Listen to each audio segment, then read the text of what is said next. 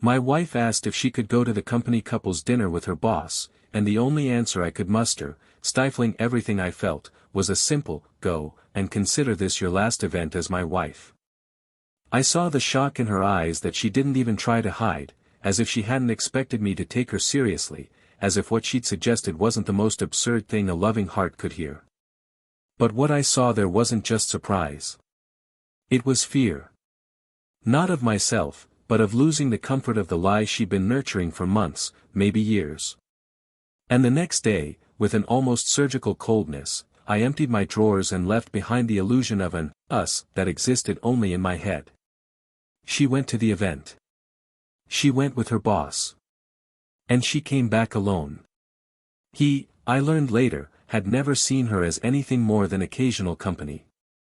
And what remained between us, there, in that empty space between love and contempt, was an abyss that swallowed everything: promises, plans, dreams, even the smiles framed on the living room shelf. For a long time, I relived that moment. Not the dinner, not the betrayal itself, but the exact moment she thought asking for it was normal. Like someone who looks you in the eye after years of complicity and naturally asks if she can go out with someone else. As if love were a contract with flexible clauses. As if respect could be put on hold for one night. She didn't apologize. Not right away. She just lowered her eyes and left, leaving a trail of perfume and absence. I stood there, staring into the silence, remembering the times I slept with my heart full knowing she was by my side, and the times I worried about the details of her day just to make her feel loved. But all of that meant nothing compared to the adrenaline of being looked at by another. And that, I learned, is the kind of pain that doesn't bleed, it corrodes. I didn't scream. I didn't beg. I didn't ask why. I just closed the door, and with it, a part of me that would never be the same again. Love, when betrayed, doesn't die suddenly. It agonizes in silence, remembering every touch, every look, every "I love you" said before falling asleep. And in those memories, what hurts isn't what was lived, it's what was wasted. She wasted it. She threw away something rare, something not everyone is lucky enough to find. She threw it away for a man who saw her as disposable, who didn't even bother to hold her after the fall. And she fell.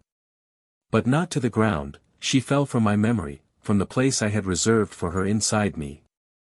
And even then, it wasn't easy. Sleeping alone those first few nights was like breathing underwater. I tried to convince myself I did the right thing, but love has a voice, and it whispers memories even when we don't want to hear them. I moved on. Not because I wanted to forget, but because I deserved to be remembered by someone who knew the value of pure love. I rebuilt my life. Little by little. With difficulty. Every gesture from the new woman by my side was a reminder that true love doesn't require a trial by fire, doesn't test limits. It cares. She looked at me as if she saw inside me, and there I found something I hadn't felt in a long time: peace. But life, that silent ironist, played another trick on me. One day, as I walked beside the new woman who made me laugh back, I saw my ex across the street. She stopped. So did I. And for a moment, time froze. She walked toward me, her eyes downcast, her shoulders heavy as if carrying everything she'd lost. She apologized. Not with rehearsed words, but with her soul crumbling between her teeth. She said she'd made a mistake. She said she regretted it the second she realized that dinner would be the beginning of the end. That when she saw her boss disperse her presence amid hollow laughter, she understood what had truly changed. She said she missed my silence, my presence, the way I listened to her even when she didn't know what to say. She said she'd started sleeping with the bedroom door closed so she wouldn't remember the sound of my breathing. She said regret is a poison that doesn't kill, but consumes slowly. And me? I forgave her. Not for her sake. For me. Because harboring hatred is like taking poison and waiting for the other person to die. I needed to close that cycle without carrying any more weight. I told her we were even. That what existed was genuine on my part. And for that very reason, it was over. And I ended there, in that very moment, the last conversation that still connected us. She was left with the memory of what she lost. I, with the peace of someone who was true to the end. But what she never knew, and perhaps never will, is what made me make the decision that night. It wasn't just the words. It wasn't the proposal. It was the look in her eyes. The look in her eyes as she asked the question. That lack of hesitation. That absence of guilt. As if our love had become a silent concession, as if she'd forgotten everything we'd built. There, in that look, I realized her love had already left, and the question was just the final push. What she also never knew was what happened next. What I did with the photos. With the letters. With the dreams. What I felt when I discovered she still kept my ring in her dresser drawer, even after everything. There are things no one will ever know.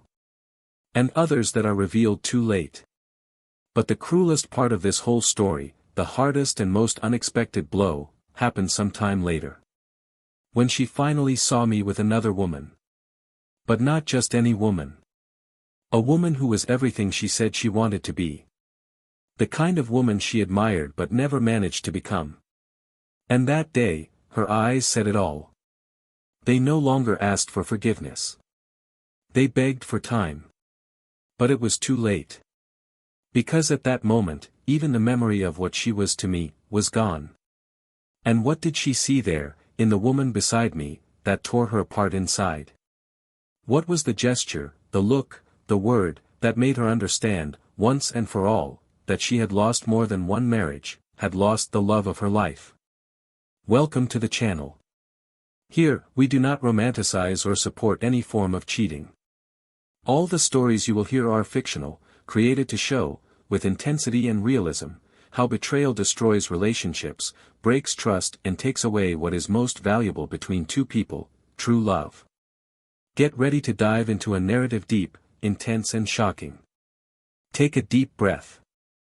The story is about to begin. They met on an autumn afternoon, one of those when the sky seems closer to the earth and the wind carries a calm that almost deceives the heart. There was no loud music, no crowded party, no meeting arranged by mutual friends.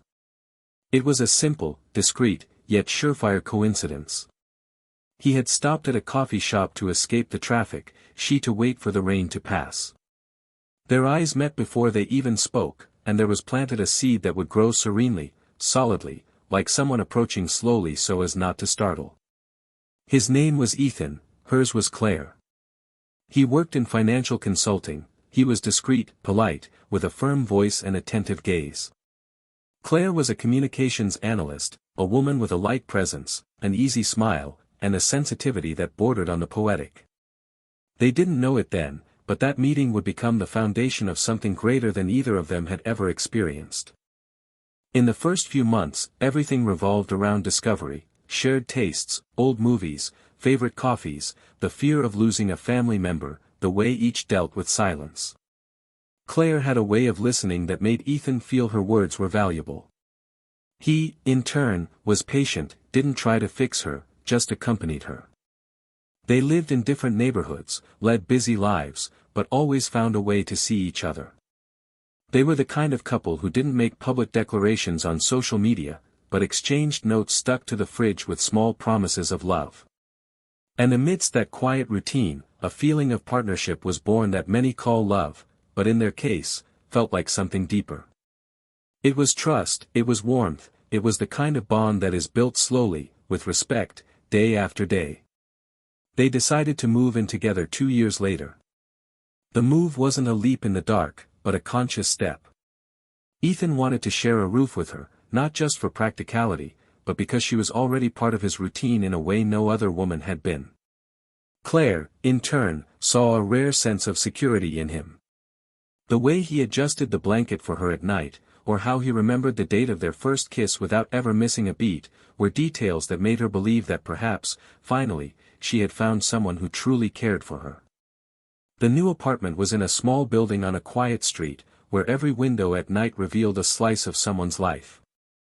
Theirs was lit up with simple dinners, long conversations on the couch, and the occasional disagreement that always ended in respectful silence and sincere reconciliation.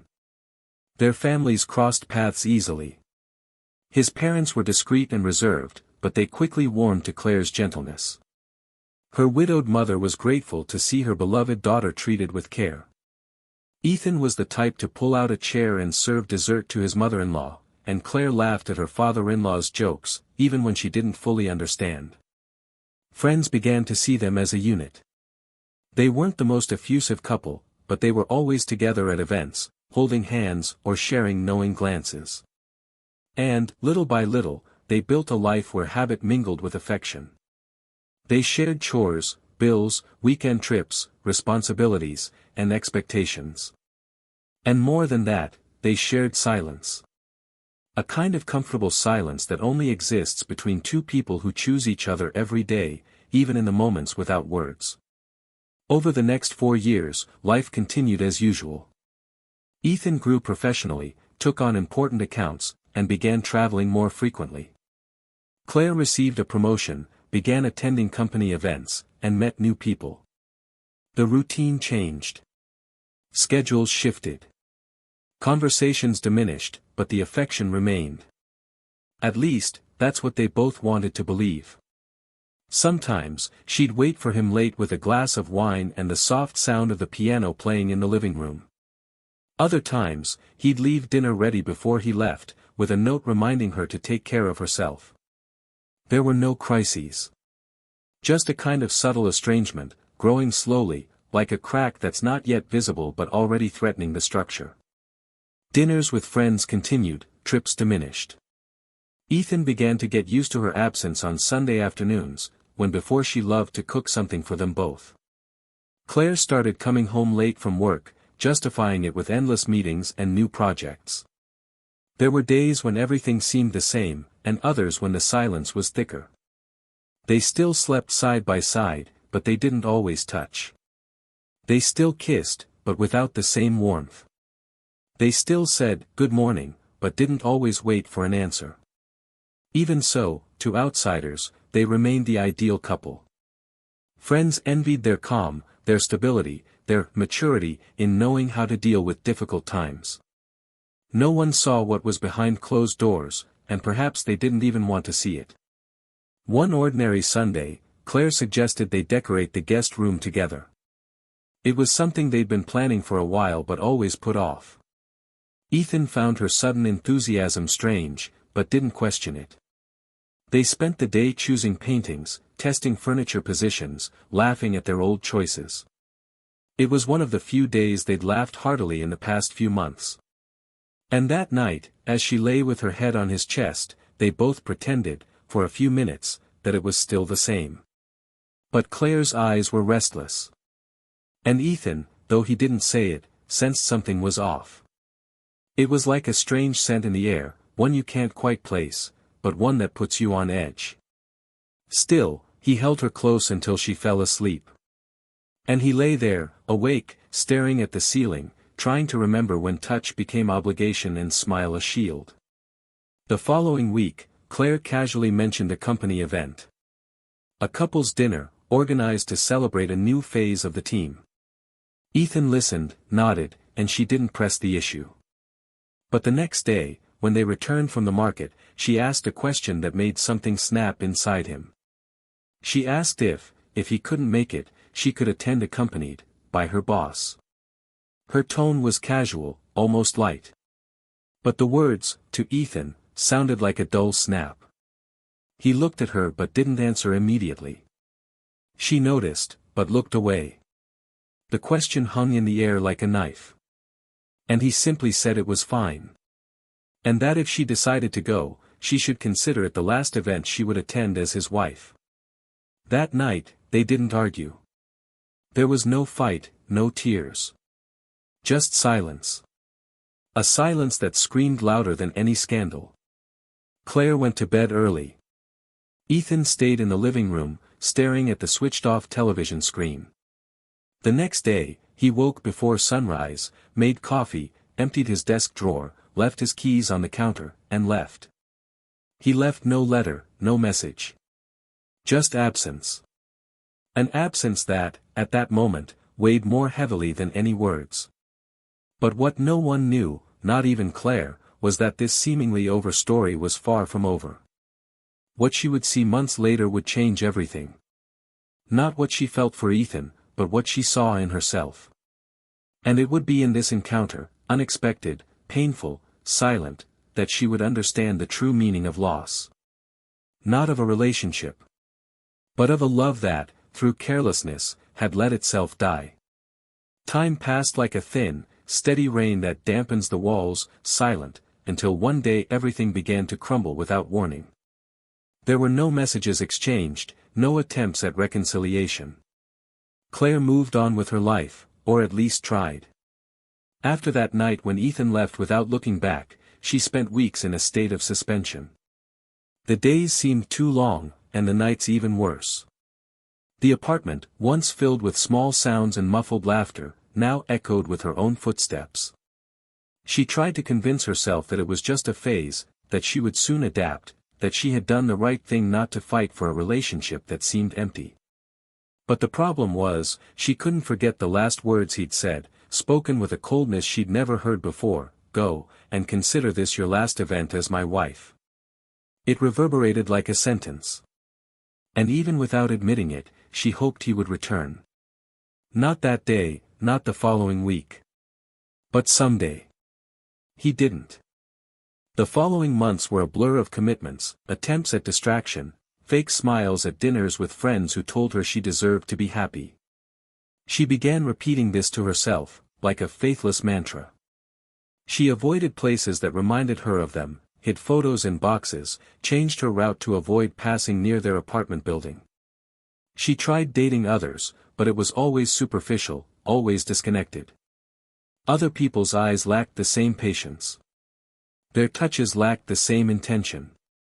And somewhere between trying to move on and denying what she felt, she lost herself. She began to sleep little, work too much, and hide her fatigue with makeup and a forced sense of humor. Her boss, the same one from dinner, kept his distance immediately afterward. There was no romance, not even a promise. Only emptiness. He was kind, polite, but objective. He never went beyond the surface. And Claire, little by little, understood that she had confused attention with affection. Interest with feeling. And that confusion had cost her everything. It was a Saturday afternoon that everything began to change. She had absent-mindedly gone out to buy a gift for her niece when, across the street, she spotted a silhouette she would recognize even with her eyes closed. Ethan was walking with a woman at his side. They weren't holding hands, but there was something in the lightness of their steps, the synchronicity of their rhythm, that revealed a peaceful intimacy. Claire stopped without realizing it, as if her body had forgotten to obey the urge to keep walking. She watched from afar, unseen, as they stopped in front of a stand, exchanged brief words, and smiled. There was a peace in that smile she hadn't seen in a long time. And that was when everything began to crumble inside. Because it wasn't anger she felt. It was a kind of longing mixed with guilt, a sharp pain that came not from abandonment, but from awareness. Ethan was fine. He was whole. And she, no matter how much she tried to appear at peace, knew she still carried fragments of what she left behind. In the following days, she found herself haunted by that image. She began scouring social media, searching for traces of the woman, trying to understand who she was, where she had come from, what she had that she didn't. She discovered very little, almost nothing. But enough to fuel her unease. She knew she had no right to feel this way, that she was the one who allowed it all to end, but still, the pain wouldn't let up. A month later, when a mutual friend announced that Ethan would be attending an open house, a charity event they used to attend together, Claire decided to go. I wasn't sure why. Maybe on impulse.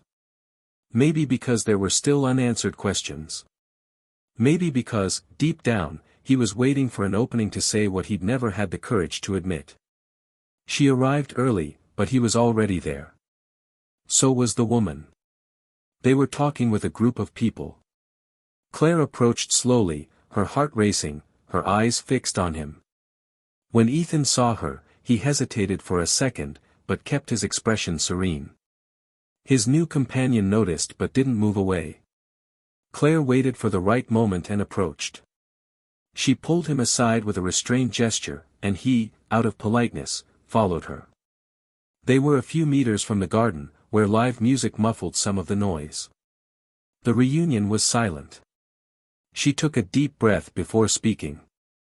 She said she hadn't expected to see him again like this, but that she needed to say what she'd been holding back for so long. That she wasn't seeking forgiveness or reconciliation, but that he deserved to hear it from her. Ethan said nothing. He just looked at her with the same firm gaze she knew well. Claire then confessed that she regretted it. Not only for what happened that night, but for the coldness of having allowed him to leave without a fight. She said she tried to move on, but that no attempt had been complete. That she'd understood, too late, that Ethan was the only man who truly loved her, without games, without selfishness. And that she'd destroyed that for a foolish illusion, for a moment of vanity and need.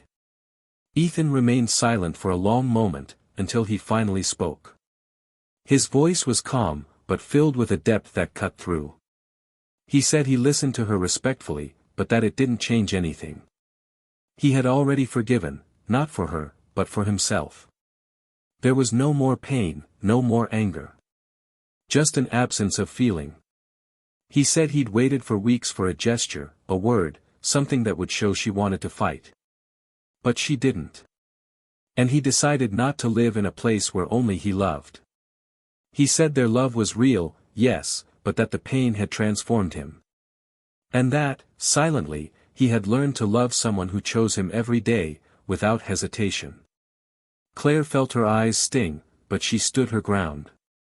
She said she understood, that her worthiness had been lost along the way.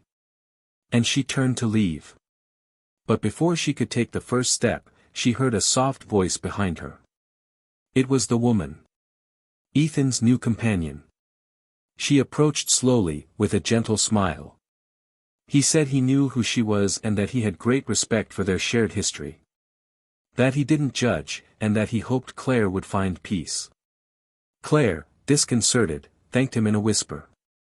And it was there, in that moment, that everything revealed itself. Not because there was shouting, nor a confrontation. But because Claire saw, for the first time, the woman she'd always wanted to be. Not a rival. But a serene, confident, light woman. The one who now walked beside the man she'd lost. And she understood that he hadn't traded her for another. He'd simply stopped waiting. That night, Claire arrived home and cried without reservation. Not because she still loved Ethan, but because she understood, in every way, that the love she had, the respect she received, the home they built, all of it was real, but also finite. And that choices have consequences that time cannot erase. She spent the night sifting through memories, searching through her own flaws. And she realized that the true weight of regret isn't wanting to go back. It's knowing that, even if you do, there's no one waiting. Love, she learned, doesn't scream. It leaves silently. And the cruelest thing of all wasn't losing him. It was knowing he'd moved on. And that beside him, now, is the woman she never managed to be. Claire spent months trying to digest that encounter, like someone chewing glass, hoping that one day the bitter taste would become bearable. She continued going to work, fulfilling her obligations, smiling at those who asked how she was, but inside, there was a wound that wouldn't heal. It wasn't just Ethan's absence that hurt, it was what he'd become without her. It was the way he remade himself without carrying any resentment, as if their history together had been important, yes, but over. What hurt her most was realizing that it wasn't the end itself that hurt, but the fact that she had nowhere else to return to. The home she lost wasn't just the apartment or the shared routine, but the place inside someone who no longer waited for her. And perhaps the hardest part was admitting that all of that was a direct result of her choices, that every step toward what she thought was freedom ended up chaining her to a regret that now defined her. She tried to change her life. She went to therapy, read books on self-discovery, and attended support groups for people dealing with emotional loss. And, in a way, all of this helped. But there were times, and there were many, when progress was swallowed up by small memories, the way he touched her hair when she slept on the couch, the way he waited for her with coffee on difficult mornings, the comfortable silence they shared in the car after a long day. It was in these details that Claire found what she had truly lost. And the closer she got to herself, the more distant any possibility of rebuilding with him seemed. The new woman walking beside Ethan wasn't just a replacement. She was the consequence of a man who decided not to settle for crumbs. Who chose to be loved the right way, and by someone who saw him through the eyes she no longer had. Ethan, for his part, experienced that reunion with serenity, but not without weight. There was still a part of him that remembered the woman he'd once been in love with. But she now lived in a closed drawer inside himself, where he stored everything that had been important but no longer served. The new love that accompanied him wasn't the result of comparison or substitution, it was another path, another rhythm, another kind of presence. There was lightness where there had been anxiety, there was reciprocity where there had been one-sided effort. And this made him understand, clearly, that some stories end not for lack of love, but for excessive neglect. When Claire appeared that afternoon at the benefit, he didn't feel anger or longing. He felt compassion. Because he knew, in her eyes, that she had finally understood. And that was enough. There was nothing to demand, nothing to return, nothing to mend. The old wound had become a scar. One he would carry without pain, as someone who respects what has passed but doesn't allow it to define what will come. The relationship with his new partner matured over time. She loved him simply and deeply. She wasn't one for empty promises or emotional games. She said what she felt, listened to what he didn't say, and was present without needing an audience. Ethan's family welcomed her as someone who had come to add to their lives, and she, in turn, respected everything that had come before her. Together, they created a new routine, lighter, more conscious. And over time, Ethan relearned how to truly laugh, to make plans without fear of them being sabotaged, to share his world without being annulled. And it was in this space that something surprising happened.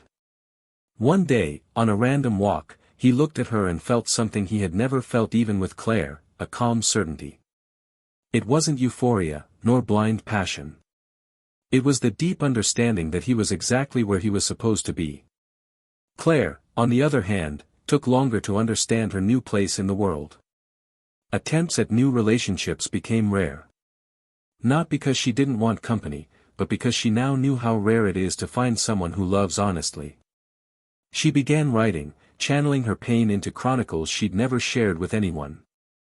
She created an anonymous blog where she talked about losses, regrets, and irreversible choices. And there, unknowingly, she helped others see what she only saw too late. One day, in one of these posts, she wrote that love is like a rare plant, if you don't water it, it doesn't die immediately. It slowly dries up, until one day, you realize there's nothing left there, just dry earth. And no matter how many times you plant it again, it will never be the same flower. Their paths never crossed again. And that was right. There was no room for turning back, no bridges to rebuild. What happened between them was strong, it was true, but it had an expiration date. And the lesson was etched in each of them in different ways. Ethan moved on with his life alongside someone who chose him wholeheartedly. Claire moved on with the pain of knowing that it's not always possible to fix what's broken. And perhaps that was the greatest punishment, not abandonment, but the awareness of her mistake. Not loneliness, but the echo of the love she herself pushed away. Life has silent ways of teaching us. Sometimes, it's in another's smile that we understand the value of those who smiled at us. Sometimes, it's in absence that we discover what presence truly means. And betrayal, however often portrayed as impulse or need, almost always stems from carelessness. It's not about desire. It's about a lack of gratitude. About the inability to recognize the value of what we have while we still have it. And when that happens, there's no forgiveness that can bring back the time that was wasted. If you've made it this far, comment below what you thought of this story. Did it resonate with you? Do you believe that, in some cases, forgiveness liberates but doesn't rebuild? Tell us your opinion, we want to hear from you. And of course, if you haven't already, subscribe to the channel now and activate the bell so you don't miss any of our moving stories. This story leaves us with an important reflection: betrayal doesn't just destroy relationships. It breaks trust, disfigures memories, and erases futures. It transforms the most beautiful love into pain and silence. And sometimes, when regret finally arrives, there's no one waiting on the other side. Remember, no fleeting emotion is worth the price of true love. Value those by your side. Respect those who chose to share their life with you. This channel does not and will never support any form of betrayal. Here, our mission is clear: to tell stories that realistically show that betrayal is giving up everything the heart has fought to build. Now, take a deep breath, and take this story with you. Because some lessons don't need to be lived, they just need to be heard, and never forgotten.